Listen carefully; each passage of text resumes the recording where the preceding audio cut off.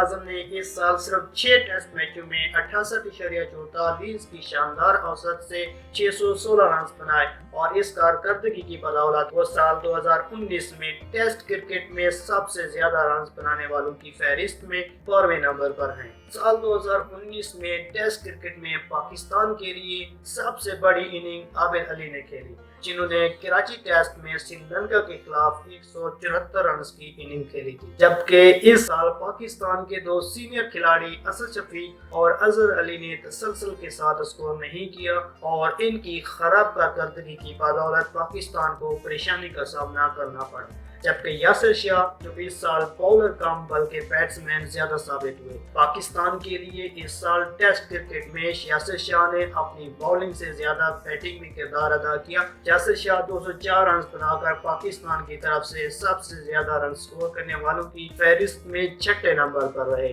Australia کے خلاف یاسر شاہ نے اپنے کیریئر کی پہلی ٹیسٹ سنچری اسکور کر کے سب کو ہی حیران کر دیا تھا۔ انہوں نے 113 رنز کی اننگ کھیلی اور یہ اننگ پاکستان کی اس سال کی 5ویں بڑی اننگ رہی، اور شاہین افریدی جو سب سے زیادہ کامیاب رہے، اس سال پاکستان کے لیے 17 وکٹیں حاصل کرنے والے 19 سالہ شاہین افریدی کامیاب ترین بولر ثابت ہوئے۔